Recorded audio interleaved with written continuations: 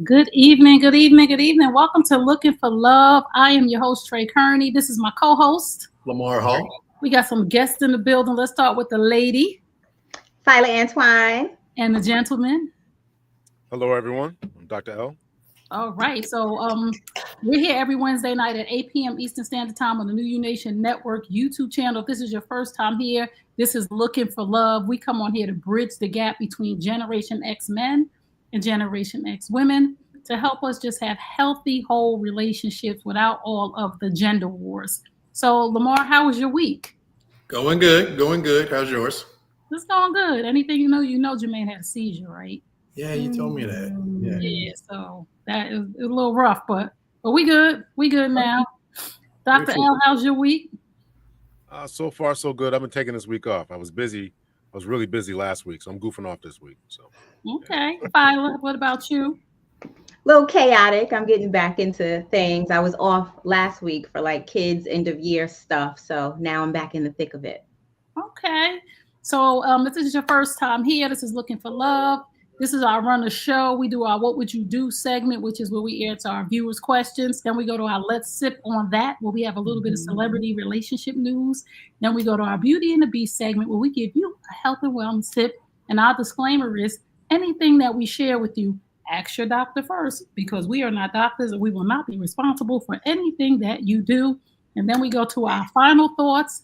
And we give you that, and then we hope that you'll come back next week and see us because we just have a really good time. So I just want our guests to introduce themselves before we get started. So I'll start with you, Philo. Tell people who you are and what you want them to know about you. Sure. So first of all, thank both of you for having me. I am excited to be here with you. Trey, we've shared space together, and I always love being in the space with you. My name is Fila Antwine. You can call me the coaching queen. I am an award-winning life and relationship coach who specializes on working with Black women to create healthy relationships with Black men. And one of the things I love about this show is that you two are intentional in bridging that gap. It's not about the gender wars, but it's about how we can work together. And that's what I help my clients do as well. How can they position themselves for healthy love with healthy masculine men? Yes. And just tell everybody how long you've been married. August will be 15 years that I've been married to my husband, and we are happily married. We like each other. We still love each other, and I'm still busting it wide open. Oh, Okay, I here told we you go. She's starting already. Here we go. Revved up already. Dr. L, introduce yourself, please. I don't know if I can follow that introduction there. I'll try. So I am Dr. L. I'm a retired police officer. Let's see, what else do I do? Podcaster, author, father, all that kind of good stuff. I entered into this so-called space to try to figure out like what the heck happened. I got divorced a few years ago. And then just getting back onto the dating scene, and it's completely different, and it's just bizarre to me. So I tried to figure all this out. So I went and got a life coaching certificate, and also got a dating coaching certificate. I'm trying to figure all this out. So it's all new, it's all crazy, and I'm glad that you are doing what you and Lamar are doing what you're doing, as far as trying to bridge that divide, because there is certainly a divide, and it seems to get wider every day. So all the more power to you and to all of us who are trying to do something about this. So. Yes, we all figuring out together because we don't know. But I tell you this, let me say this, and no disrespect to none of these young podcasters, but y'all don't know what y'all talking about. Yeah. Because y'all don't have a lot of experience. Now, my father's a little bit younger than us. My father got 15 years in the marriage realm. Okay, so she got a little bit of experience on how she keeping that thing banging. And we're going to talk about that a little bit later. But we're going to get into our first segment, and that is the What Would You Do segment. And we would love for you guys to put your answer in the chat when we share our viewers' question, so that they can hear from you too, because they really want to know, what would you do? And our disclaimer too is, whatever you decide to do is up to you, because this is what we would do, not you. So here's our first question. Let me get my glasses on here. My wife treats our grown sons better than she treats me. I see her being kind, gentle, and supportive to them, but gives me nothing but attitude, even after I bring it to her attention. I'm starving for affection, attention, and support. How do I fix this? Anybody want to jump in on that one? I'll jump in. Okay. It's a very layered situation going on. But as far as what would you do as a partner, anytime there's something happening in your relationship that you do not want to happen, that you want to adjust, that you want to change, you first have to communicate that to your partner. Communicate it respectfully, communicate it from the position of what it is doing to you, how it's impacting you, and then what you would like to see. So, for example, that would look like, hey, hon, I really would love for us to have a conversation without the children to talk about our dynamic. I'm feeling disconnected lately. I'm feeling like I'm not being prioritized. And I want to know how we can work together to fix this. And then allowing your partner to receive that and have a conversation from that point about whatever the other breakdowns might be.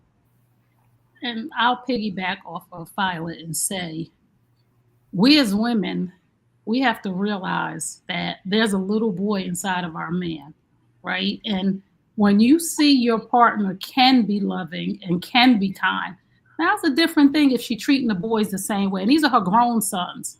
So we see that you're being affectionate, supportive. When they come over, if they don't live with you, when they come over, you're being kind and gentle to them.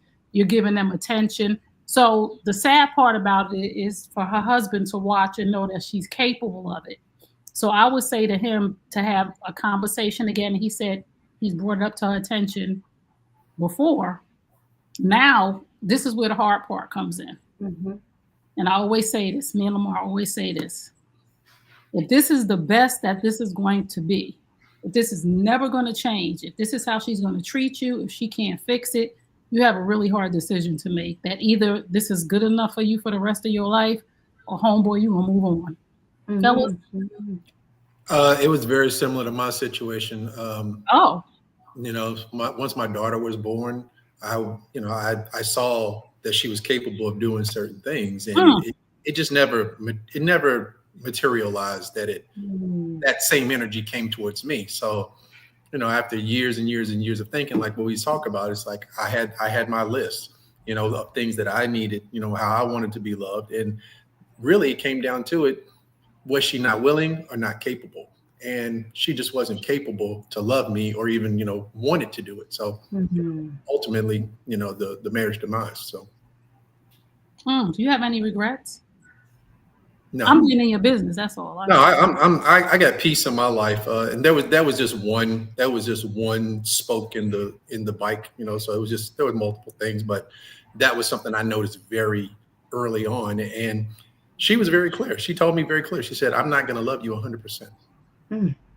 So, and she said, "That's just because I don't want to get hurt. I don't want you to get an ego and stuff like that." So, I went into it knowing I was only going to get 80% of her. So. Why you marry her? I was just thinking, what would make you settle for 80? I didn't propose to her. Her parents found out we were living together, and they told us that we got married 3 months later. You were young. So. I was young. I was 24. I was 24 years old. So her parents found us living together, and they were like, "What are we gonna do? What are we doing?" And we were kids. I mean, we're like, we thinking about it. They like, okay, you move home, you go back, and you get married in 3 months. And I'm like, what? So. But 25 years later. You know what I'm saying? Yeah, I had a similar situation like that as myself, where unfortunately my ex didn't really connect with my kids, and she had her own. So that I think that's a problem, and I agree that communication is definitely necessary. This is a frustration that I think a lot of people are having, as Lamar just said, that you're not getting 100% of someone, and so this is a problem that's probably going on in a lot of blended families. And so I don't like the ultimatums that were discussed, but I think unfortunately this is where it comes to. I mean, it ultimately led to the demise of my relationship, Lamar's relationship, and it may come to the questioners as well. And it's unfortunate, but these are definitely questions you got to ask up front, understand the dynamics. And this reminds me kind of a clip that was going viral, where this young woman, again, these young people are out here saying stuff on these podcasts and stuff, where she was saying that as a woman, you should never give a man 100% of you. You should only get 90%. And the woman should hold 5, 10, whatever percent back for herself, which I thought was just absolutely bizarre. I mean, you got to come into the marriage, into the relationship, in my estimation, to give that your new spouse, male or female, whatever, has to be number one, because eventually your kids are going to grow up and then leave you or start living their own lives. And if you haven't given your husband that time, husband or wife, husband that time, energy, and attention, you haven't cultivated that, then what are you left with? And as Lamar said, if you don't give them 100%, that's no good from jump. That's no good from jump. That's a whole nother conversation. And Fila, I'm gonna let you speak on that. I know you have something to say, but that's a whole nother question. And these questions come up because you wouldn't really ask somebody that you're dating, like, are you capable of giving me 100%? But we've learned so many questions, right, Lamar, that we need to ask, because we're like, I would never ask that question. So now you have to really have a conversation with somebody to say, are you healed? Because if your wife only gave you 80% because the fear of being hurt, there's some brokenness there that she had not dealt with, and she shouldn't have been married to anybody. And we have to ask people. Fila, go ahead.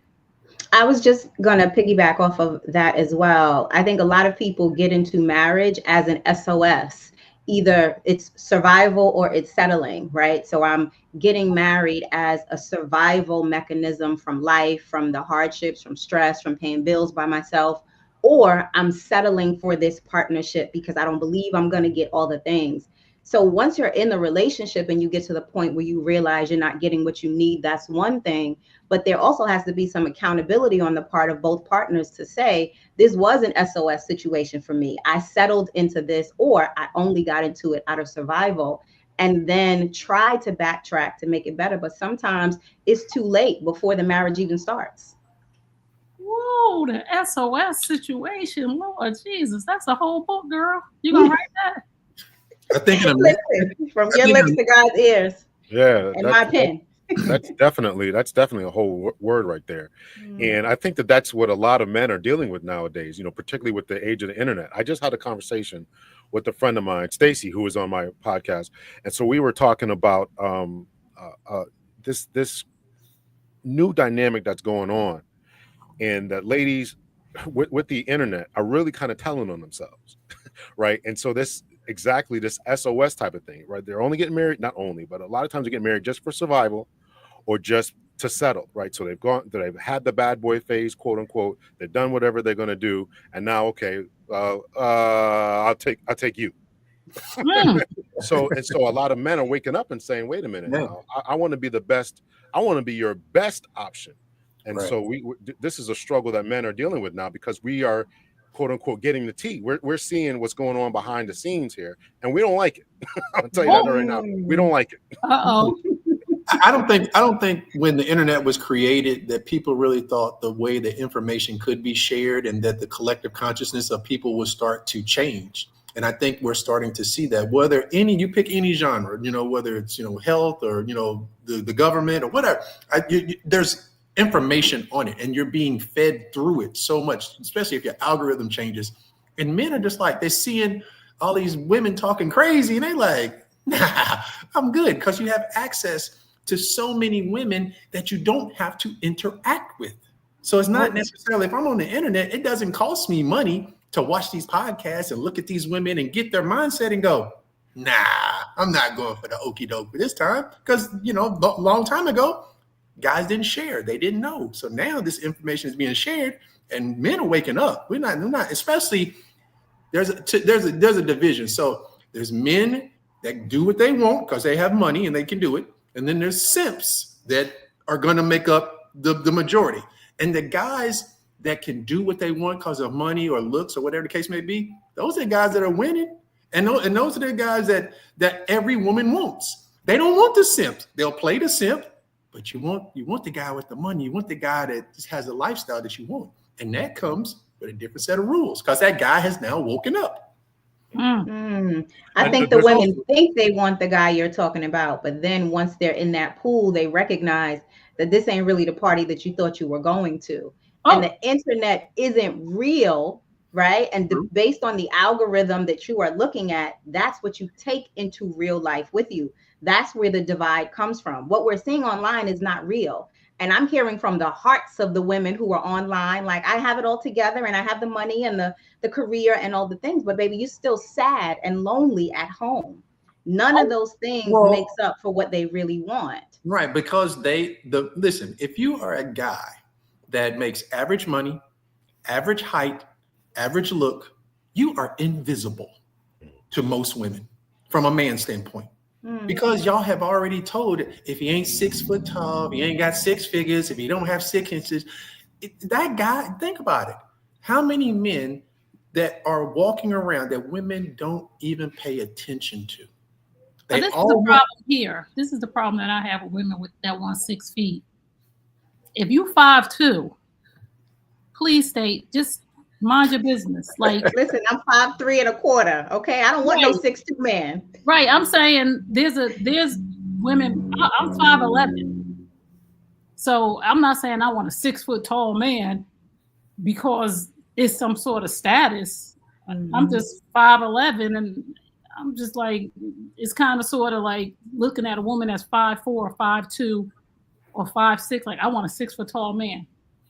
Boo, you're not even 6 foot tall. You're not even 5'5". So you're asking for something because it's popular, because what you're seeing on the internet and all of that. And I want a man 5 foot, 6 foot with a 6-pack. You're not in shape though. Like, you won't even go to the gym, but you want a man with a 6-pack. I want a real man, but you running around with a weave and eyelashes and a BBL, but you want a real man. So we got to stop asking for stuff that we're not willing to be, right? And I don't have anything against weaves and all of that. I'm natural because I decide this is good for me, because all of that maintenance, please, it's just too much for me to even have to wash my face and all that makeup off at night. But we got to stop asking for things that are out of our reach and that are not, some of us are just not being realistic. Like, even younger, I'm 55 now.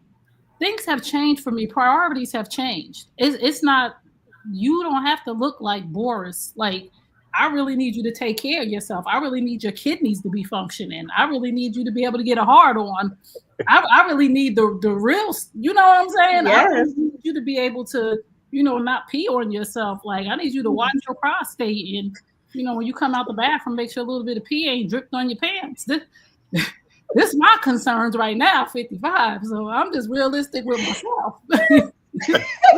It changes as you get older. Yeah. I'm just like, yo, dude, like, your nails are clean, your breath smell good, you keep your head shaved and yourself manicured, you ain't dirty, your house is clean. There's a different set of priorities for me. Now, don't get me wrong. I want to be attracted to my man. But beauty fades on men and women, okay? And like Lamar said, the bigger the gut, the smaller the willy. Like, I'm looking at, like, whoa, we need to get you in the gym so we can get that thing to pop back down or something. But, our priorities change. So anyway, if you just tuned in, you're tuned into Looking for Love. We're here every Wednesday night at 8 p.m. Eastern Standard Time. If you just came in, you probably said, what do they talk about? Because we all just went off the rails. I've been sitting here, I'm wondering what we're talking about. Like, we didn't went off the rails, but it's okay. This is how we have healthy conversations with men and women. So we were just answering one of our viewers' questions. We're going to get to our next viewer's question. I'm Trey Kearney. This is my co-host, Lamar. This is our special guest, Dr. L, and my girl, Fila, who was just about to set y'all on fire in a few minutes. She came in hot, and it's only going to get hotter. So let's get to our next question, because we really went in right there. But that was good stuff. My husband's not attracted to me anymore. I know I've put on weight, and he says it's not true, but his actions speak louder than words. Nothing physical is going on anymore. He goes and does everything by himself when we used to do everything together. Do you think there's something going on or someone else in the picture? I mean, which one lost weight? Which one lost weight? She's out of shape. My husband's not attracted to me anymore. I know I put on weight, and he says it's not true, but actions speak louder than words. As soon as he divorces her, she'll lose 50 pounds. Oh, do you think he's seeing somebody else? I'll tell you what I know about women. When women feel insecure, they project. right? So oftentimes women will feel less attractive than they were when they were younger or in the marriage, and our behavior changes. And then we project it onto our husbands. You're not attracted to me anymore, but maybe you're not getting sexy anymore. Maybe you're not initiating anymore. Maybe you are not having the types of passionate conversations you used to. And what I tend to see is that that's what generally happens first. Then the wife's behavior changes, and then it impacts the dynamic. He may or may not be attracted to her anymore, but on a normal basis, this is what generally happens, right? We start to feel uncomfortable, feel insecure. We don't take the accountability, and we project that blame or responsibility onto our partners. And if you know that you're out of shape, because Do you said you something. put on weight, if you know you put on weight, then go to the gym. Lamar, were you going to say something? No. It's classic, deflection. It's like go to the gym. Like that's the accountability part of it. You've already said it out loud. It's you. Yeah. Like go to the gym. Like how are you deflecting on him in something where you're kind of taking accountability for it? So it's like this is easy. Go to the gym, lose a bunch of weight, and then you can really see if he's done with you or not. And can I just ask Dr. Ellis or Lamar? She said, I know I put on weight, and he says it's not true. Is he telling the truth? Like, we always, he said it's not true. So we're taught to say that. Come on, man. Yeah, he's lying. I mean, he's lying. You can't, your wife can't put 50 pounds or 100 pounds on you. No, baby, I ain't tripping. You're crazy. He is tripping, but he can't say it. You're shallow. You're shallow of a man if you say that stuff. You can't. Yeah. Honey, does this dress make me look fat? No, it's not the dress. No. It's your fat that makes you look fat.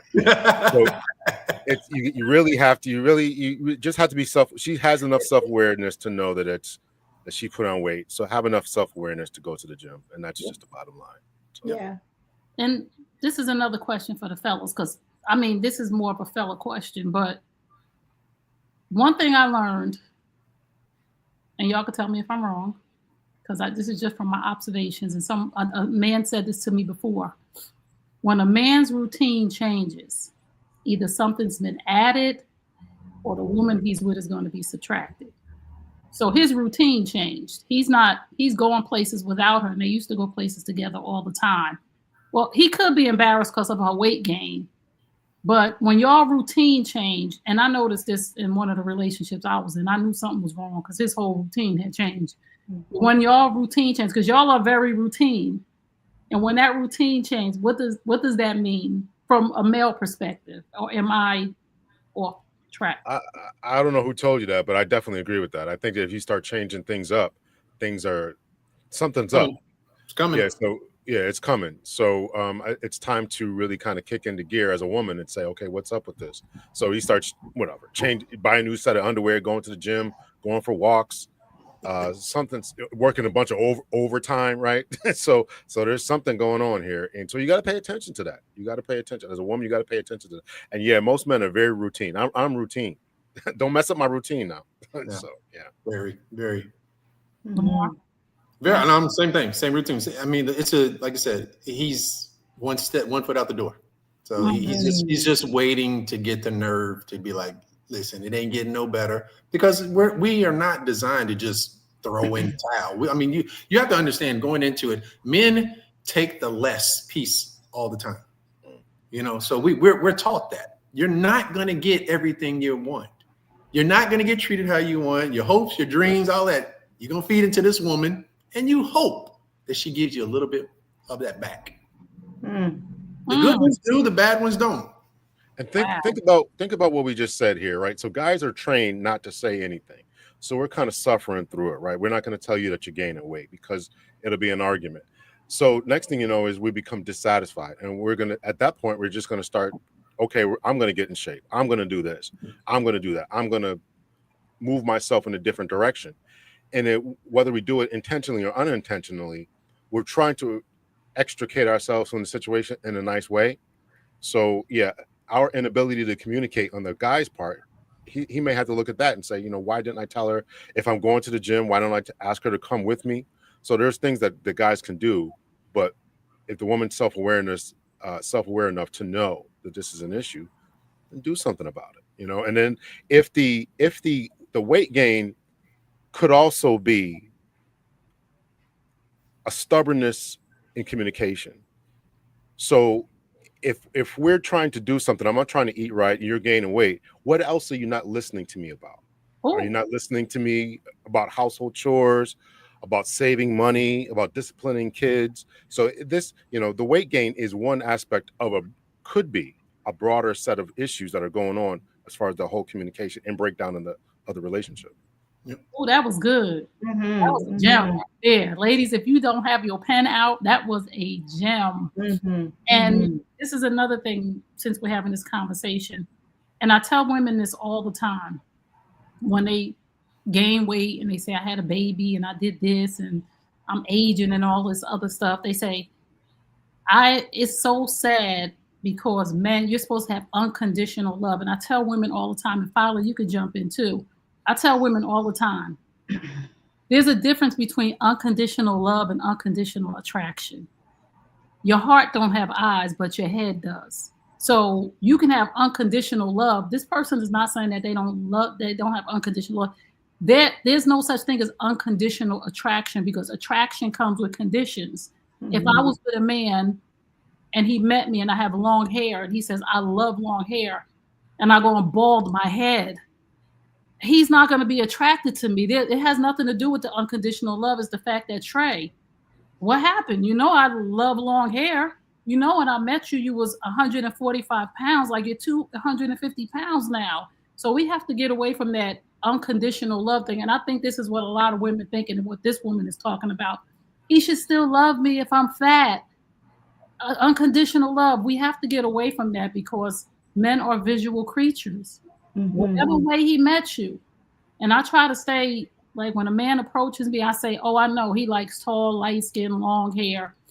This one guy, he sent me a message one time, said, you look better with your curly hair. Like, so I know if I was dating that dude, he would probably want me to do the curly hair more. And if I wasn't willing to, I just need to be like, yo, that's not going to work between me and you, because this is what I'm doing now. So we just got to listen to our men and understand that the way he met you, when he walked up on you, it was because there was a level of attraction, physical attraction, not our hearts. We got to stop playing games like unconditional love. Yeah, okay, your heart don't got eyes, but on the flip side, if your man started sitting there on the couch all day and had a beer belly, and, you know, hairline started going back here, you know, you'll be like, I unconditionally love you, but I'm really not attracted to you anymore. So again, her problem is you're thinking about unconditional love, and attraction is manageable if you're willing to do it. If it's a weight issue, then go lose weight. If it's, you know, your hair, like women do this all the time. I'm like, why did you cut your hair if your husband likes long hair? I could do what I want with my hair. Well, don't you want the person that you laying next to be attracted to you? Who cares about everybody else? Like, what are you doing? So I wanted to ask you about that. How many women do you think are dealing with this? And let me just put this on the table here. We hear this a lot about Black women, their attitude, the uncooperativeness. How many women do you think are engaging in this type of behavior? I don't care about my weight. He ought to love me the way I am. I don't care how he like my hair. I don't care. He like me to have red nails, but I like the French tips. How, you know, this is cooperation. This is what men are looking for. And I think that on that, because the media has us and our girlfriends have us thinking. Go ahead, Fila. Mm-hmm. Well, I think what you said, Trey, and the piece about communication was definitely a word, right? If I am resistant to hearing what you have to say about my appearance or about what you want from me, then there are definitely other places in the relationship where I'm deaf to you and your needs also. And love gets to be unconditional, but relationships don't. Whenever we get into relationships with another person, there is a condition that we've placed on that dynamic.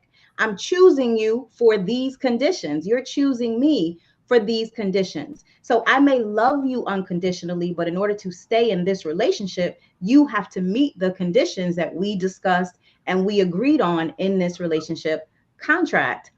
There are some women who do sabotage themselves in relationships because they have this very egoistic way of looking at themselves, like you said, Trey, in relationship to the women in our family or our girlfriends, and wanting to kind of maintain this strong, independent woman trope. But those women are often suffering in their relationships, and they often do find themselves, left or sat down, because a man in a relationship with a woman is not going to take that for too long, and vice versa.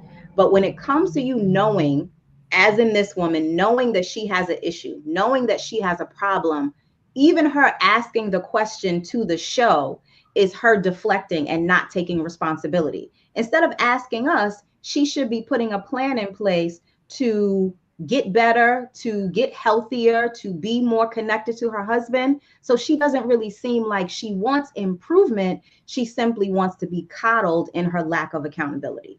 Yeah, women don't have blow me down. Women don't have accountability. Most women don't have accountability, but most people aren't accountable. Right. We're going to give you a grace period on the weight. We're going to let you go 20, 25. Now you start going 50 to 50 up. That's when we start having a problem with it. So when she put on the first 20 to 25 pounds, I guarantee you he didn't have a problem with it.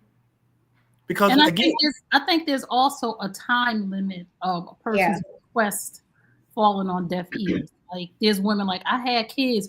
Your kid is 15, boo.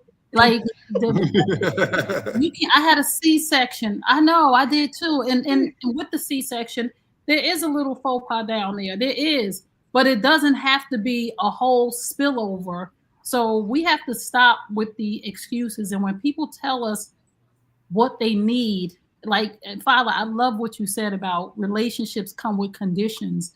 No matter how much we want to live in this fantasy world of this is not this, and you shouldn't judge. When I met you and I saw you and you asked for my number, it was because of a certain thing that I saw you. When we got to know each other, there were certain things that you did that I was attracted to. So now you want to retract that and you want to take that away, the very things that attracted me to you? No, sir, no, ma'am. That's not what we're doing here. And this is the problem where we need to bridge the gap between men and women. We won't even say Generation X right now, but bridge the gap between men and women and stop living in this fake bubble of, like Fila said, nobody wants to be accountable. Everybody's saying there's pee in the dating pool, but if none of us are the pee, where's the pee coming from? Mm-hmm. So we all peeing a little bit. We all just a little bit, all of us. We back to the pee tray. Right. Until we all say, I'm forever working on myself with the next person. Because when we get into a relationship with another person, I can't go to a man and treat him the way Lamar wanted to be treated. And that's what we're doing. We're going to the next person, treating them the way that the other person wanted to be treated. This person is like, I don't like roses. Why do you keep buying me roses? I like tulips. I don't care if Becky like roses. Don't buy me another rose. And we have to uncondition ourselves from what it is we think that we know and get to know the person. So if you just tuned in, you're tuned into Looking for Love. We're here every Wednesday night at 8 p.m. Eastern Standard Time on the New You Nation Network YouTube channel. If you are enjoying this, please hit that subscribe button, hit the like, make sure you share. And if you're really enjoying it, there's a button underneath that says thank you, where you can make a donation. And as you know, we take coins and we take the things that fold. So give us a little something if you're enjoying this. Because we got some special guests in the building tonight. We got Fila with us and we got Dr. L. And this is our segment, What Would You Do?, where we answer our viewers' questions. And we're going to go to the next question because it's getting really good with us. Like, my man calls other women names, sweetheart, baby doll, love, and it's driving me crazy. Everywhere we go, the waitress, the cashier, if he holds the door for a woman and she says, thank you, his response is, no problem, sweetie. I've told him several times it bothers me, but to no avail, he still does it. We've been together about 8 months, and I think I'm ready to walk away. Do you think I'm overreacting? What would you do? Oh, walk away. 8 months? And if you don't like it, you said it already. Go ahead, girl. Walk away and find something new. They're not invested. Yeah, I mean, because he probably said it to her when they first met too. So I mean, it's probably how he talks. She literally said he holds the door for other women. Man, listen, pick your poison, man. Like, that's what I'm saying. It's like you have a man, but you're gonna pick him down to death over things that don't matter. That does matter. I don't. But it matters. Yeah, if she doesn't like it, it matters. I mean, it's fine, but I mean, it's not to me. If my girl was saying, "No, honey, that's no problem." Every man that she come in contact with, okay, boo, hey, babe, all right, honey, all right, sweetie. I just think that. No, I don't like that. I don't either. I don't like Go ahead, Dr. L. This is from a male perspective. Yeah, I don't like that. Don't call no other man honey, babe, boo. Nah, I don't like that. I bet he wasn't being that direct. I bet you might say honey, you might say sweetie. Boo and babe, that's a list. She said my man calls other women pet names, sweetheart, baby, doll, love, and it's driving me crazy. Everywhere we go. The way that's a boundary issue. He has a lack of boundaries. This is what I think, and I hate when men do this. This drives me crazy. And the fellas, y'all could tell me if I'm off keel here or whatever. But men who have multiple women use pet names so they don't forget people's names. So hey, babe, everybody's babe, everybody's babe. Everybody's babe or sweetie. Because when you getting in those environments with your girl alone, you don't want to call her Lisa or Leslie. And her name is Trey. So it's easy to say babe to everybody or sweetheart. So you think that this is just my way. I call everybody that. No, well, I asked you not to. And for like Fila said, walk away, because my concern is how many times are you going to tell him? And again, like me and Lamar say, if this is forever, if this is just it, if he's just going to call baby, babe, boo, sweetie, for the rest of your life, for the rest of this relationship, either you could deal with it or you can't. So, like I said, I think it's a disrespect, because if it was the shoe was on the other foot and it was something that he was asking her not to do, he wouldn't like it, like Dr. L said. Like, yeah, I think that just, if it's that boundary, then it may be something else. What else are you not going to listen to me about that I really have an issue with? And I take it from that perspective. And if I'm in that situation, I don't like it either. So, yeah. Thank you, Ron. Don't be calling every man bae. And to your point, to your point, I think a lot of men do that. Everybody's babe, everybody's honey, everybody, because you don't want to forget. Right. When you deal with multiple women, you really gonna mess up. You gonna mess up. I ain't never messed up. Yeah. Takes a lot of work and effort. Listen, sometimes I used to always forget like who I took to the movies. Remember the movies we watched last night? I didn't watch that movie. Oh my God! Oh, did it all the time. I did it all the time. I'm like, Deep game, ladies. Deep game, ladies. Yes. So, show them all the same shit. With this question right here, you have to respect your own boundaries.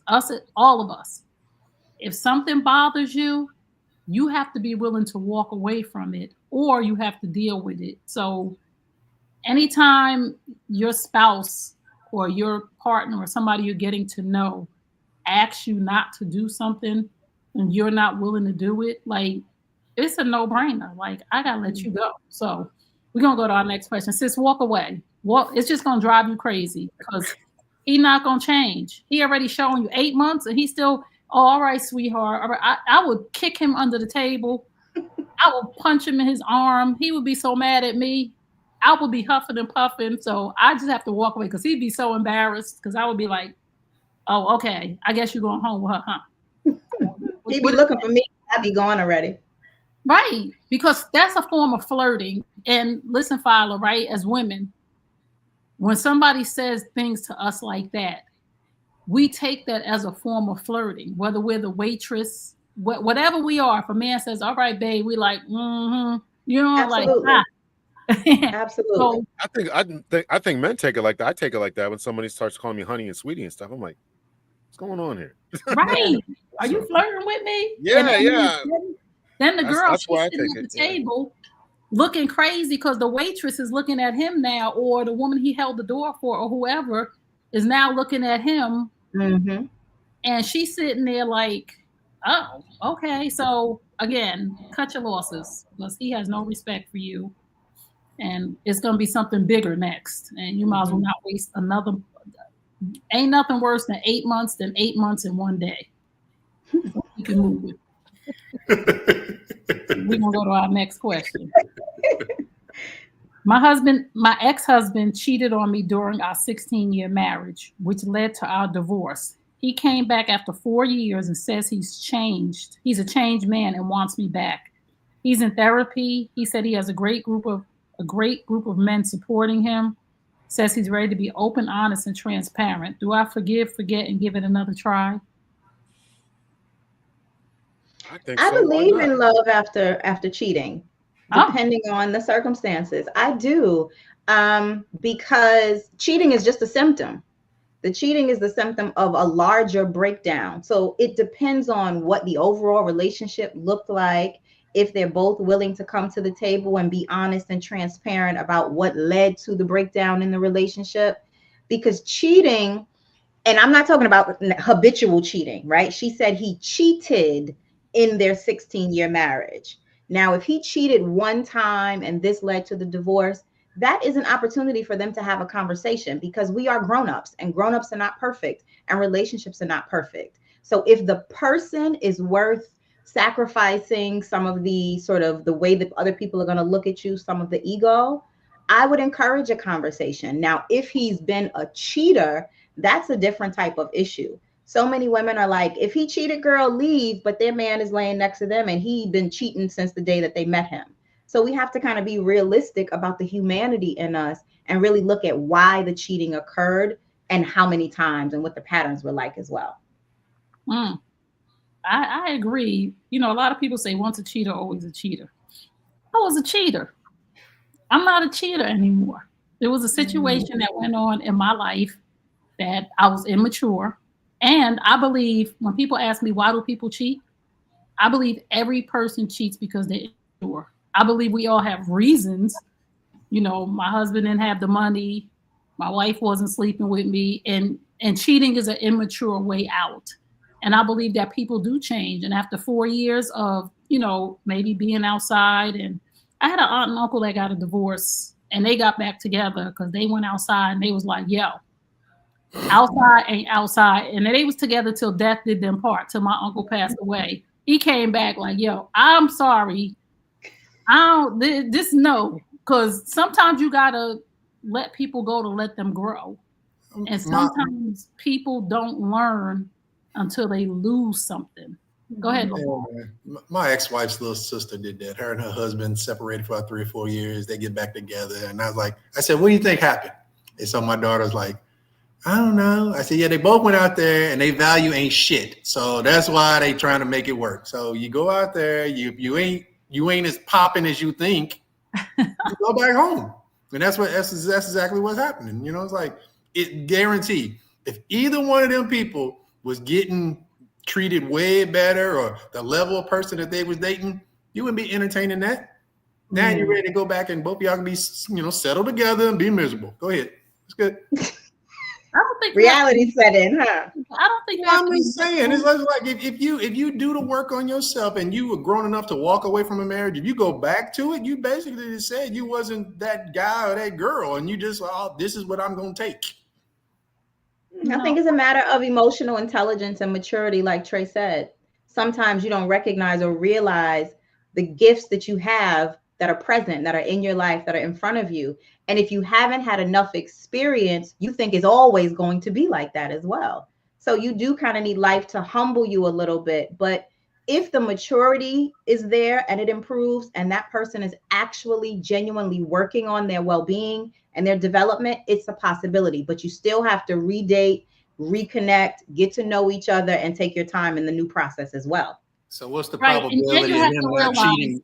Right. And so you have to realize that y'all are not the same two people that were together before. Because a lot of people come back together, or a lot of people come in relationships, and when cheating happens, even if they don't break up, even if they stay together through the cheating, they think they want that relationship back. Like, I want my relationship to be the way it was before. Mm-hmm. It's never going to be the way it was before. You want it to be better, but if you're expecting it to be the way it was before, it's not going to work. Listen, if she ain't giving you sex like you want and you cheated and then you go back, you think she's just going to turn into this sex diva? No, but I don't think that she was the problem if he came back. No, she was the problem. He cheated. She wasn't giving him none, so he went and cheated. So it's like, that's what I'm saying. It's like, I'm going to take the point of view of why did he cheat? Because she wasn't doing something. So do we think that, so everything here is, oh, well, should I take him back? Well, have you even looked in the mirror and said, why did he cheat? Well, he cheated because he chose to cheat. That was his choice. No, he cheated because sometimes you cheat because you don't have any other options. I cheated because you always have other options. Oh, I could talk to your partner and leave. I could have left, but it wasn't. That wasn't the right decision to make. I had a child to raise, so cheating, I did it to keep the peace. So I don't run from it. Now, if her and I if we broke up, got divorced, would I go back to her? Hell no, because she's already shown me she can't even fulfill the level of sexual need that I need. So that's why I cheated. So I was like, I don't know, but like I said, if he was working on himself, he had his pick of women, he wouldn't be going back. He's going back because he's like, man, I might as well go back and settle for this. Because it's going to be the same thing. At some point in time, the way that she posed the question, which it's led about to her. He came back after 4 years and said he's willing to work on it. Yes, Papa. Go ahead, y'all. I don't run from it. I cheated, so I'm not gonna make excuses from it. So I cheated, but the reason why I cheated because I got tired of begging. Like, that sounds like deflection, though. You cheated because you chose to cheat. Yes, that's a part of accountability. But the cheating was a symptom of the other things that were going on in the relationship. But if I'm telling you every day I want to eat chocolate cake, I want chocolate cake, and you made me banana pudding, I want chocolate cake. Yeah, I get that. That's what I'm saying. So I'm going to go down the corner and get some chocolate cake. And then come back and pretend to eat the banana pudding? Mm-hmm. If you're even getting the banana pudding. If you even get that offered to you. That's what I'm saying. So now there's no dessert, huh? Now there's no dessert. None. So I think that communication is a part of it. You got to look at what caused whatever problems that made the other party go into it. And if that can be solved, he said he went to counseling and therapy, whatever, to try to fix that. And if it can be fixed, they got to have the conversation. Can this be fixed?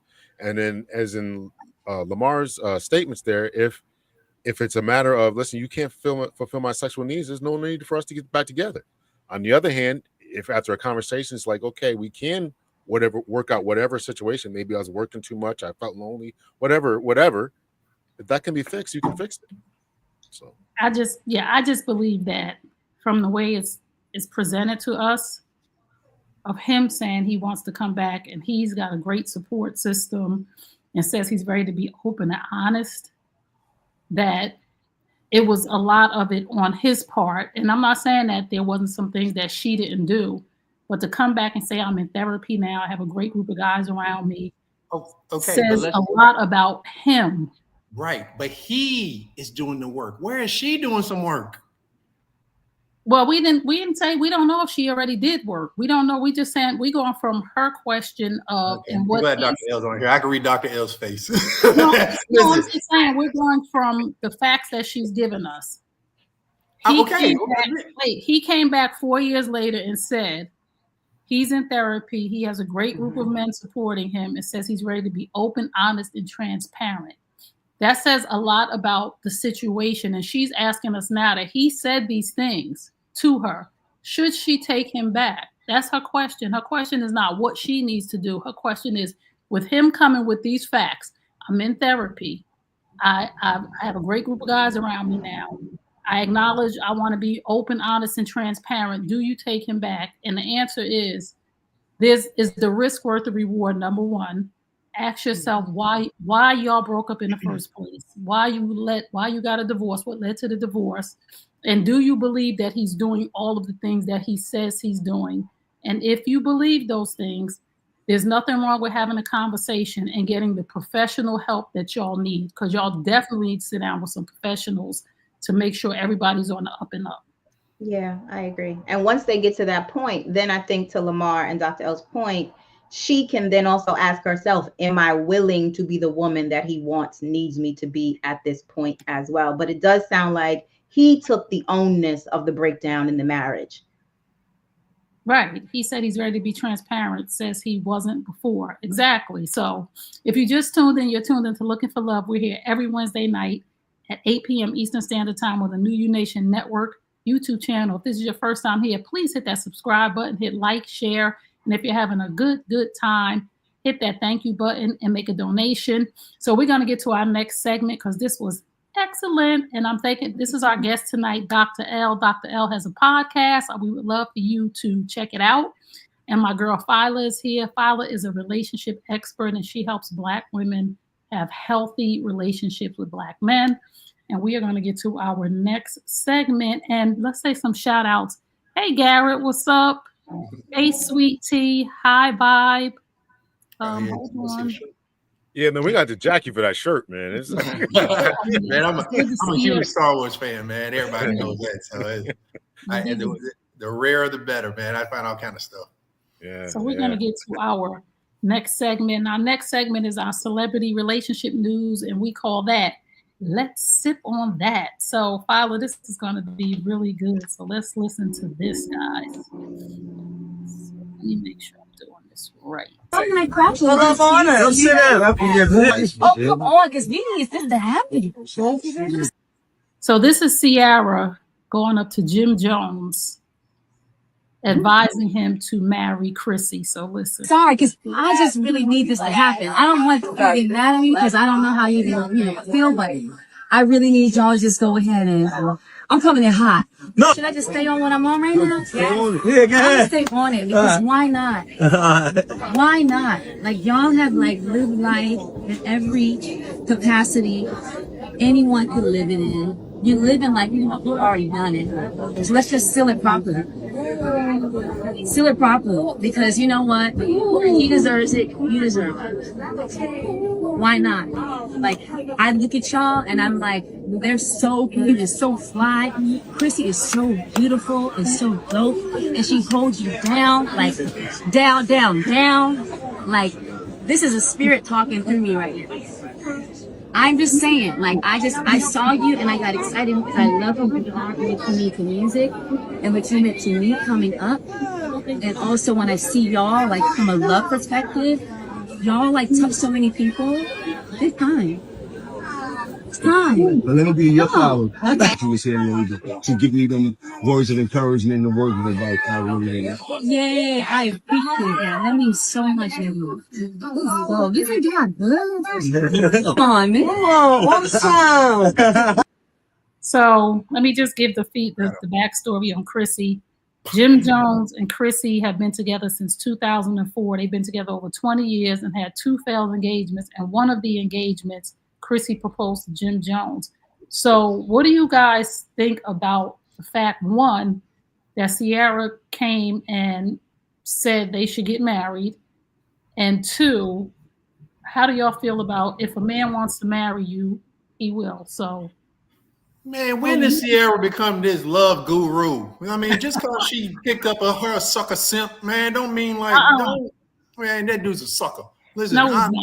He's a sucker with an A. Not even an ER, huh? Man, listen, that chick is running him, and you got way too much money for some chick to be making all these decisions in the perception that you the sucker. You know, it's like, man, like Jim Jones gets a lot of respect because if that was me, I'd have been like, get your ass up out of here because we've been together 20 years. If she ain't complaining, that ain't for you to come and try to charge me up. So I'm like, man, that's what I'm saying. I don't know. Jim Jones is better than me because I'd be like, I see Russell Wilson. I'd be like, man, you need to check your girl, dog. Okay. I think that I think Jim handled it well because it was out of pocket, right? It was out of line, and it was on television. It was being televised and recorded. So you, as a grown woman who's a married woman, should understand that you don't get in other grown people's business when it comes to their relationships because you don't know the impact that it may have on the people in the actual relationship, right? So we don't know what that could do to Jim in his approach with Chrissy and how that will impact the woman that you think that you're trying to advocate for. If they've been together for 20 years and they're not married and they're together and it's fine between the two of them, then it's fine between me and it should be fine between the rest of us. I think that women use marriage as a badge of honor, right? And we make it mean something about us as women. And so if I'm a married woman, that means that I'm special in some way. And I want my girlfriends to feel this and be in this space too. But we all have our own relationship roads to travel. And it was definitely out of line for Ciara to approach him in that way. He's a grown man. She doesn't have any position in his life to have that conversation with him, and especially not live and on television. Maybe she was sipping on something when she had that conversation with him. That's what I think. Dr. L? Yeah, I can't say it any better than what has already been said and what's in the chat. I mean, she should have minded her own business. What gave her the right to do that? Obviously, Jim Jones has been in a 20-year relationship with this woman. And so why, you're not going to talk me into this, right? And he had to take it like a champ and not be a jerk and all that. But certainly, I know he was burning on the inside. Like, girl, killing him. Killing him, man. Come get your girl, man. Yeah, that's what I'm saying. So the next time, I'm pretty sure, but Jim Jones is a little dude, so he can't really run up on Russell Wilson. He's like 6 foot, so he's gonna be like, yeah, man. I'm like, yo, I'll be like, yo, check your wife, man. You's tripping. Like, I got mine under control. We've been together 20 years, two failed engagements. She's still here. I got this under control. Listen, no woman. Let me say this. Let me say this to Chrissy. Let me say this to Ciara. Let me say this to any other woman that's listening. He don't want to marry you. Point blank, period. But it doesn't mean he doesn't want to be in a relationship with her. No, that's what I'm saying. Men are reevaluating marriage. We're reevaluating marriage. What does that mean? What does it mean financially if things go wrong? I mean, I don't want to cut you off, but it doesn't mean he doesn't want to be in a relationship with her. That's my point. No, you're right. My point is this. And men, y'all my brothers. I rock with Lamar, and I got some other men that I do panels with on a regular basis. And y'all have always told me, if a man want to marry you, he gonna marry you. Mm-hmm. You don't want to marry her. And if she's dumb enough, and I'm not saying she dumb, if that's what she's dumb enough to accept, and clearly she wanted to seriously, clearly she's settling. SOS. Let's bring that back in what Fila said. SOS. Clearly she's settling because she wants to be with him, because she proposed to him. So marriage was her ultimate goal. Mm-hmm. And he proposed to her probably at an obligation and feeling forced along the journey. And they never made it to the altar because she probably started saying, well, when are we going to start planning a wedding? And he's probably just like, you got the ring. And I call it a shut up ring all the time when men give women rings to shut them up. Oh, my girl got engaged. Oh, so Christmas, they get the ring. Now shut the hell up, and I'm never going to marry you. Enjoy the engagement ring because the band is never coming. But we as women, and again for Chrissy, if this is as good as it gets, if you like it, I love it. So for Ciara to jump up there and talk about, you need to make this official, and you need to mind your business because you really don't know. Only 2 people know what's going on in that house, and that's Jim and Chrissy. Not his mama, not her mama, not their sisters, and none of us. And if Chrissy's sticking around, there's a benefit to it for her because we only stay in unfulfilling toxic relationships if there's something that we're benefiting. Whether it's good. Now you're saying it's toxic. We don't know that. It's not toxic. She's staying. I mean, she's staying willingly. She has stayed. No, it's not. It's what works for them. Ciara has no right to interject her values and her views onto this couple. So they're fine. Maybe they sat down. It's toxic because this woman clearly had an agenda, clearly had a goal to be married to this man. And they're not because of him. That is a level of toxicity. I'm sorry, because she wanted to get married, so she has to settle. Excuse me? That's not toxic. Why did she just leave? Why she just leave him then? Because she's benefiting in some way. She values the lifestyle. Right. Remember, Lamar, I told you I stayed in a relationship way too long because the eggplant was good. Everything else was crazy. But what you say them young girls say to you, the head game was on point. So some things will keep you stuck in a toxic relationship because you're getting something out of the deal that makes you feel good or that brings you some sort of value that will keep you with a man that you proposed to once, he proposed to you, and y'all still ain't married. That is toxicity at its highest level. Sorry. So come on, I can't give you that. Yeah. Listen, so this is free game for women. Men choose their wives. So if you want this man, you want to be his wife, be everything to him. Be his peace, be his freak, be his secretary, be what he needs so he doesn't want to lose you. That's when men want you. It's like you made yourself so valuable in my life that I don't want to lose you. Clearly, she's not doing something right because he's like, I ain't marrying you. Like, that is the ultimate goal from a man to say, I want to give you my last name. I want you to be my wife. That's only if you can do what we require. If you have to be everything to a man, that's not the man that needs to be your husband. Because that's not a self-actualized man. Hold on, say that one more time for the people in the back. If you have to be everything to a man, that is not the man who is supposed to be your husband.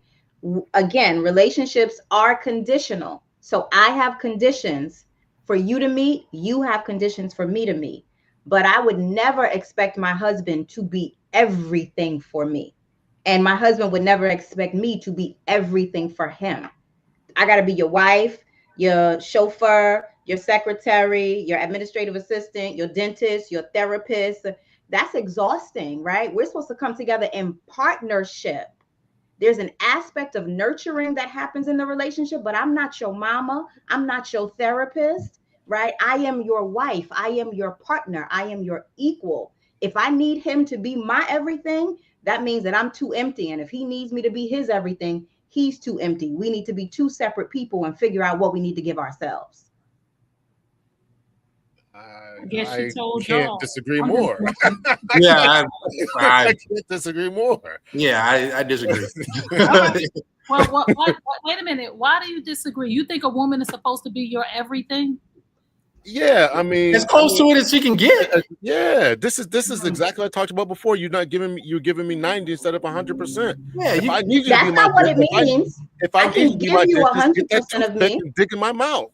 I need you to be what I need you to be. So like, if you don't want that job, then that's why you don't get the title of my wife. Yeah. Well, listen, we can agree to disagree, but y'all divorced and I'm still married, so I'll just leave that one here. I'm married for 25 years. We got divorced because they weren't what everything they weren't we needed doing them to what be. we wanted. The problem may not have been them. If you need them to be everything, though, that's a conversation. I didn't need her to be everything. I needed her to be what I needed her to be. It wasn't everything. It was just like, listen, we go into it knowing we're not gonna get everything. So you're gonna give me half of the half.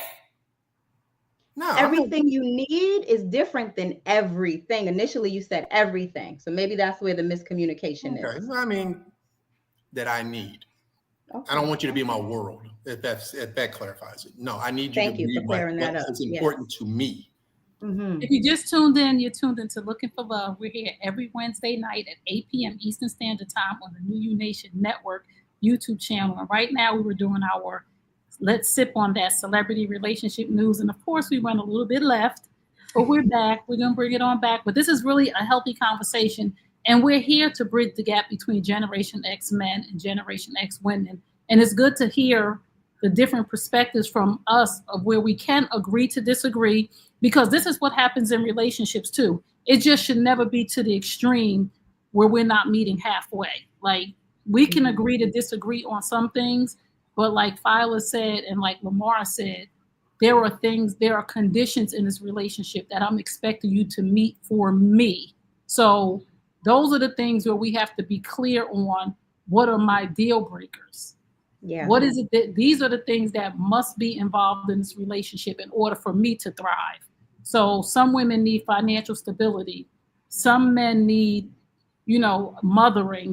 We have to be clear on what it is that we need when we go into these relationships in order for each person to thrive. Because again, a man might want a healthy wife. Like, babe, you have to stay in shape, like, for the rest of your life. Like, you really have to stay in the gym, even when we're 70. So Because if that condition changes, it's going to change the whole dynamic of the relationship. And this is why we have to be honest with each other. So we're going to get to our next segment because we already over our time. I'm really enjoying this conversation. I'm having fun. I am too. So I have one more question if y'all want to. No, keep going. No, hold on. Let me pull this up really, really quickly so the fellas can get to know Fila.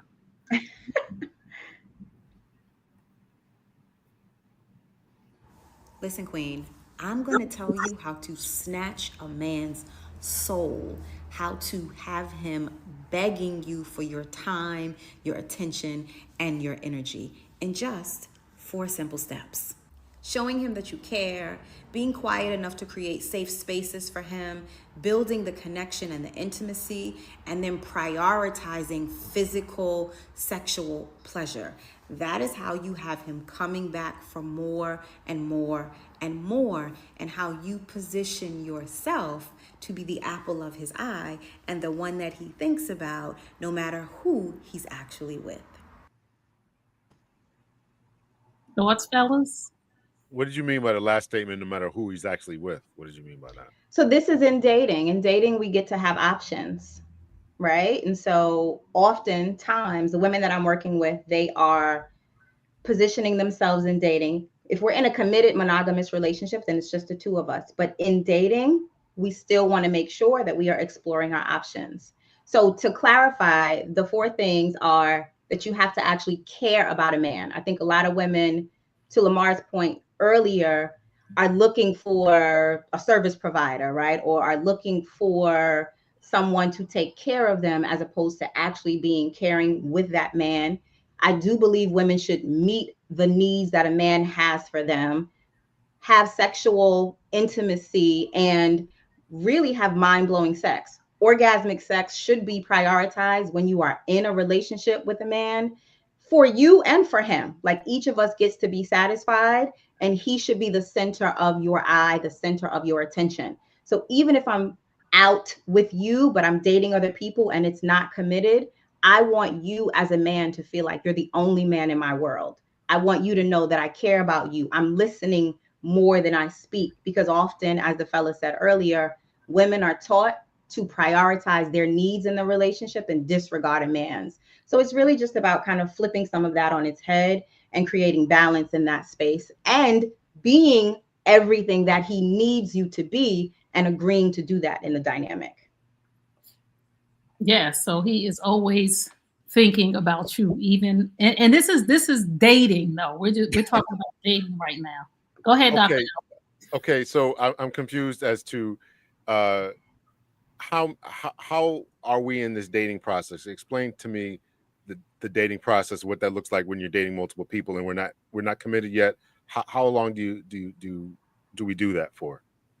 Generally about 90 days. So within my program of women, there's a 90-day process of dating. If we meet, we have a strategy, we're getting to know each other, but you can have options. So it's okay for you to date more than one person. There's generally no sexual interaction in the early dating phase. I can date Lamar, I can date Dr. L, we can get to know each other. I never recommend a woman going out with only one man and putting all her eggs in that one basket, unless they've established some level of rapport prior to. Lamar and I are twin brothers here. We ain't going for that. I'm gonna But why y'all Why are you shaking your head?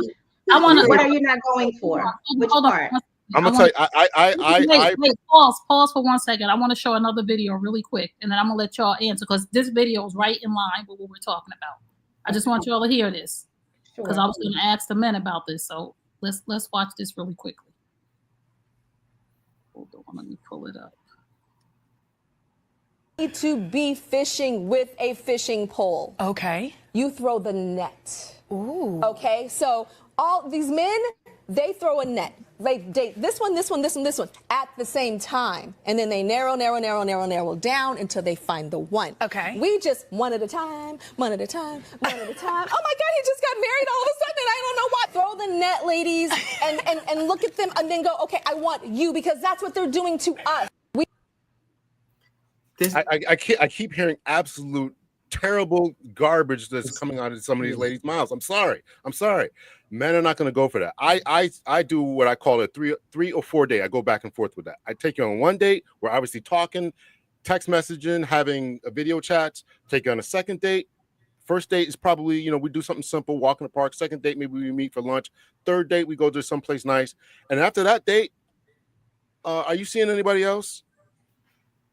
And if the answer is yes, I'm done. I'm not taking you out on the date. After the fourth date? Before the fourth date. Before the fourth date. So she's not allowed to explore any other options besides you. She is. You're absolutely allowed to explore that. I'm not taking you on a date. I'm not spending money on you. I'm not taking you to bowling. I'm not doing that. Why? So what if you guys don't go and spend money? Are you willing to get to know her after that, or it's just done for you? We've already got, you should, by that time, because we've had phone conversations, video chat conversations, we've had 3 dates, we've interacted with each other. If you wanted to be a fourth date, then you have spent enough time with me, and now you ought to be able to say, that I want to pursue something. I see something in you that I want to pursue. If you can't see that in me and you're still willing to look around, then go look around. But I'm not taking on any more dates. That's where I feel. Listen, you won't hear my thing. Listen, I lead in it with, listen, you number 4. You trying to work your way up to number 1? Let's go. That's exactly what I'm saying then. You have options and so does she. Yeah, she can do it. Absolutely. Go explore them. Go explore them. I hope they work out. Y'all not designed for that. It never works out in your favor. Y'all can't play the game like a man. So no, I don't recommend playing it like a man. No, but giving yourself options. But that 90-day stuff, all them women are gonna be single. So absolutely, that's exactly how I got my husband. Exactly how. Listen, you're using tactics. You're using tactics that worked 20 years ago. No, I'm getting clients married right now. Let me say this. A lot of settling going on because I'm not waiting 90 days on nobody's sex. But if you have 4 people that you have options with, I'm not taking nobody on a date, and you're going to date somebody else. But I'm not waiting 90 days. Hold on. Pause. Hold on. Everybody take a breath. Deep breath in and out. Let me say this. Like Tyra said, is there any truth to what she said? Men are throwing a net while they expect women to fish with a pole and catch one man at a time. Well, I don't wait. Men are casting a net. They're bringing the women in. They're weighing their options and picking what's best for them. But when a woman wants to cast a net and do the same thing, y'all are saying it's a problem. And I don't ever want to do anything because a man does it. That's just not in my spirit. I don't ever want to be like, well, men do it, so I'm doing it too. But I do think that to some degree, Tyra said some things that are right, that we've been doing it wrong for a long time. And we've been left because we put all our eggs in one basket with a man who's dating multiple women to only come back and say, well, I never said we was exclusive. So until there's some exclusivity, like Fila said, I should have every option right now. Even if I went on 2 dates with you, Dr. L, or 3 or 4, however many, if you have not had a conversation where we have said we're going to be exclusive, we're just dating. And for you to say that you don't want to, then you should have that conversation with a woman up front to say, my intention is that I'm looking to marry somebody or settle down with somebody. And after 3 dates, if you're not willing to do that, then I'm not going to date you anymore, because I don't want you to waste my time, because it might take me 6 dates to get to know you. Like you might take me to the wrong spot on the 3rd date, or you might not figure me out until date number 6. Like, oh, okay, she likes reggae dancing, so let me take her here. And you might not start to feel me out for more than 3 dates. I'm not saying we shouldn't get to know each other, but 3 dates is a little extreme. Well, let me try to explain my rationale here. I don't have any problem with the ladies casting the net and doing the same thing, quote unquote, like a man would do. But I am saying we're having phone conversations, we're video chatting, all the other stuff, right? In between those 3 dates. So at that time, and I agree, the conversation needs to be had. Listen, I want to, this is what I'm looking for. I'm looking for something substantial, long lasting, and I want to know if I have your attention. Now, after this time, I'm not asking for titles or exchanges of promise rings like we're 15 or whatever. I'm not saying any of that. I'm saying that have you seen enough of me to say, I really want to explore something with me?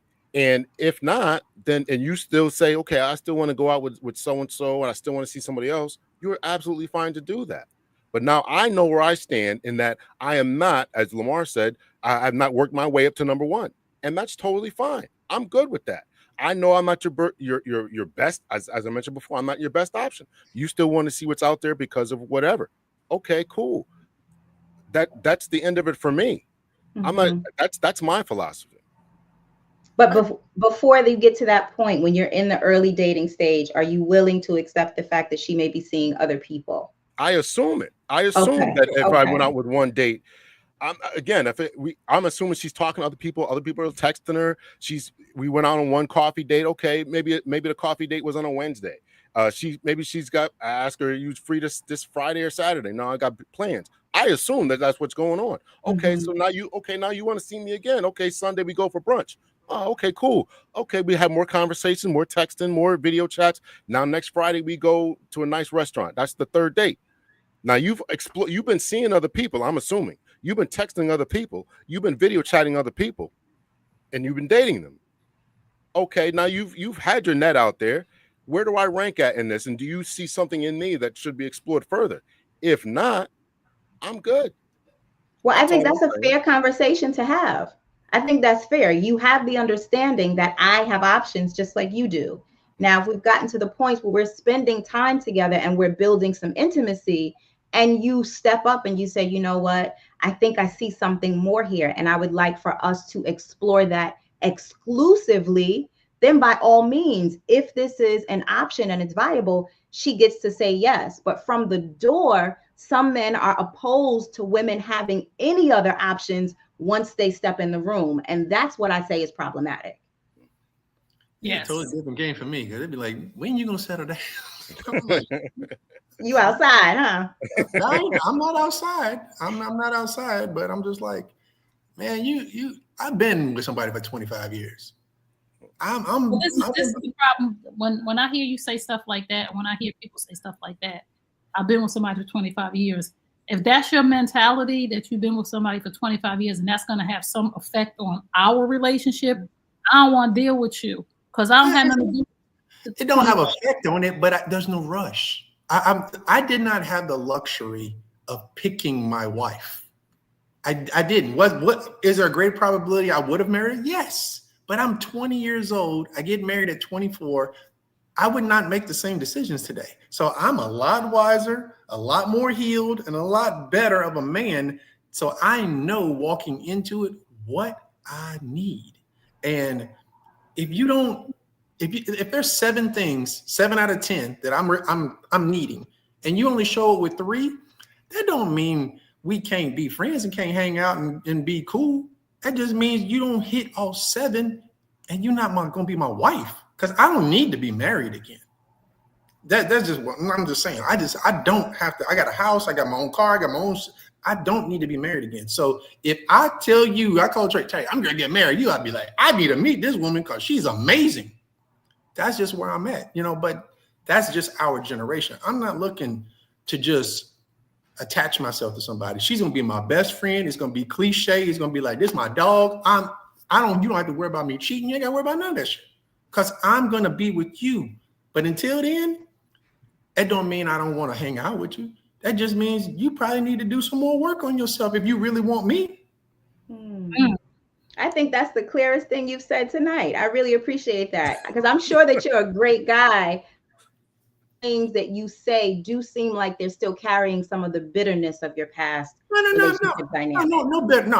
I've been to therapy multiple times for a very long, extended periods of time. But I have a standard now. As you should. And it is. And being out here, unfortunately, I understand I'm better than most. So I'm going to be picky. My thing is this with the standard, and this is for any man that's listening, because I'm single.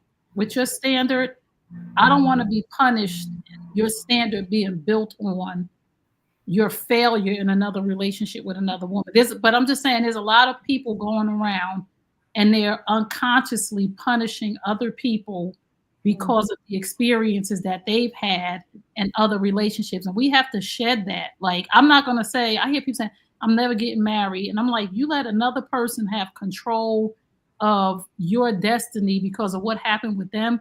You should still just be with that person if that person has a level of control over your destiny.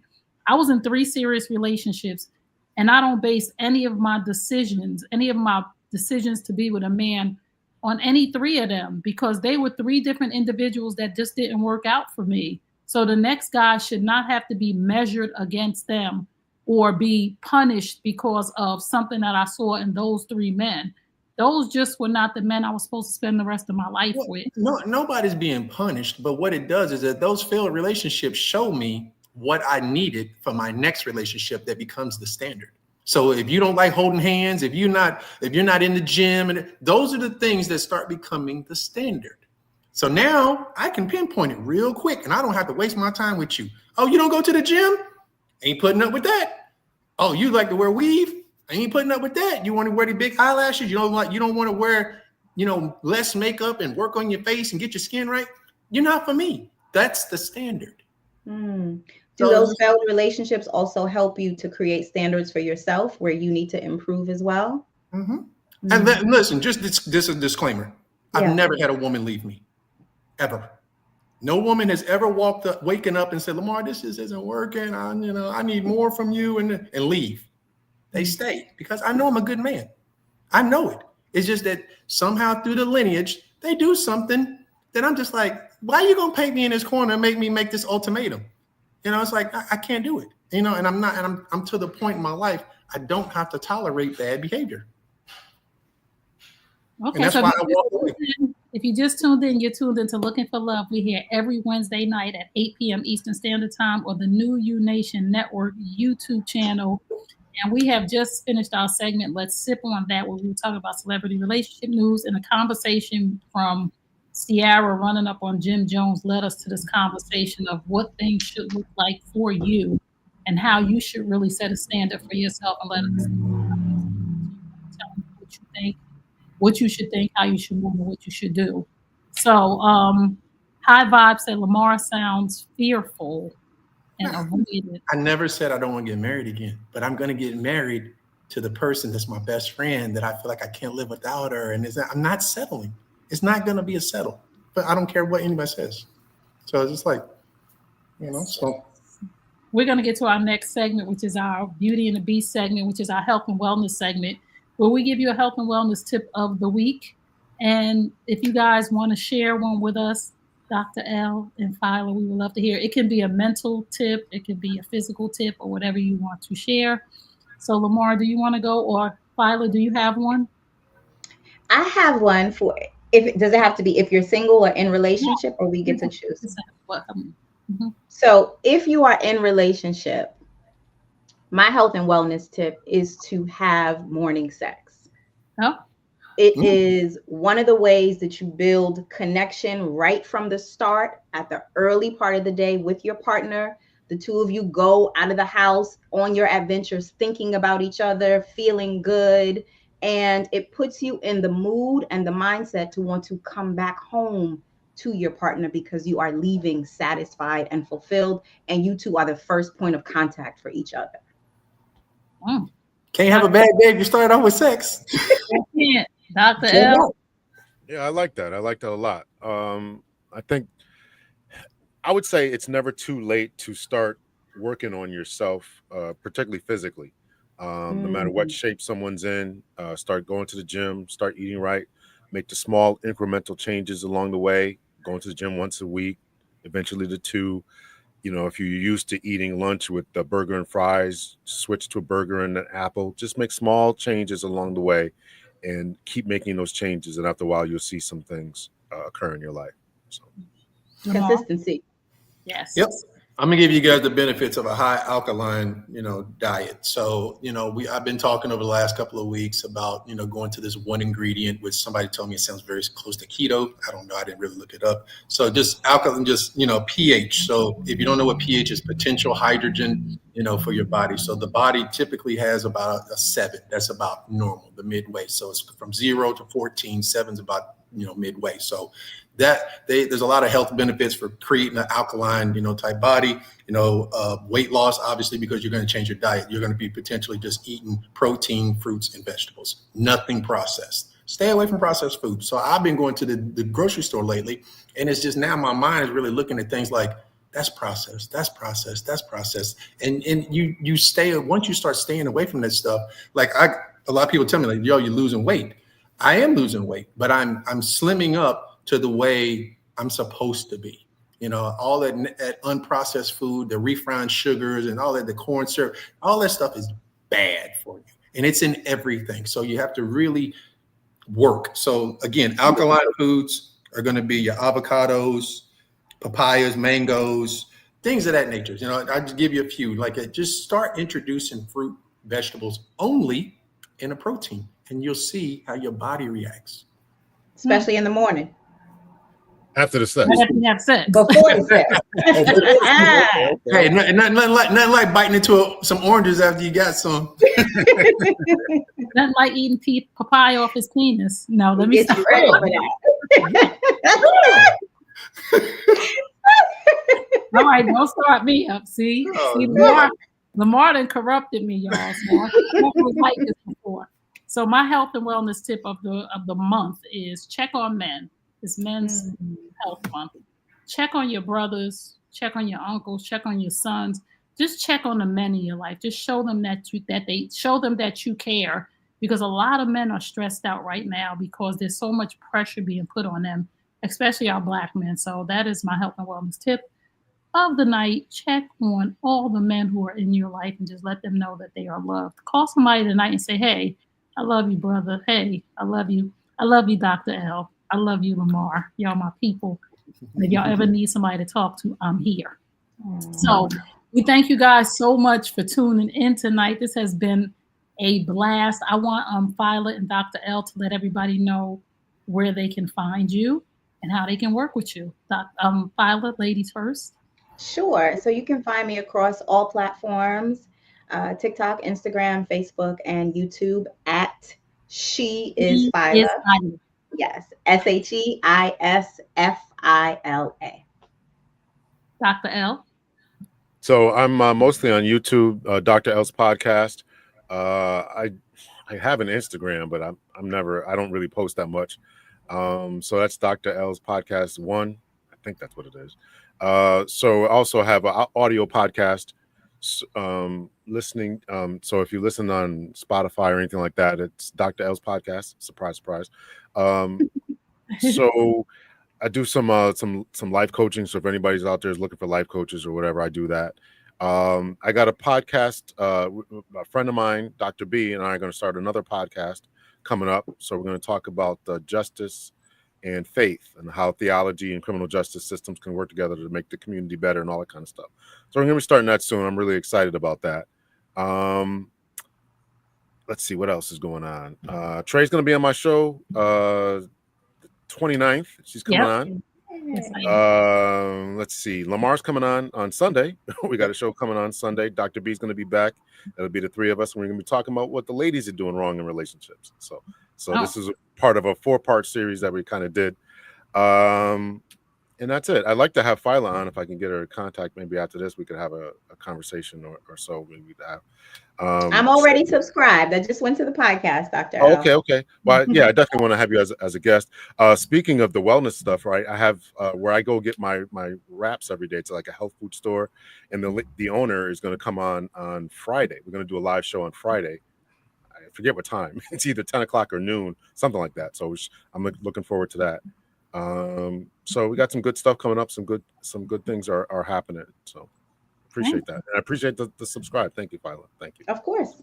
Thank you. So I just wanted to say thank you to Fila and Dr. L for being our very special guest. And again, if you just tuned in, this is Looking for Love. And we are here every Wednesday night at 8 p.m. Eastern Standard Time on the New U Nation Network YouTube channel. My name is Trey Kearney. You can find me at Trey Kearney on all platforms. And this is my co-host, Lamar Hall. You can find me at MAR_T_HALL13. So we hope to see you back next week. Please subscribe, share, tell a friend, and make sure you hit that thank you button underneath the screen and give us a little donation. And we will see you next week. Peace and blessings. We love y'all.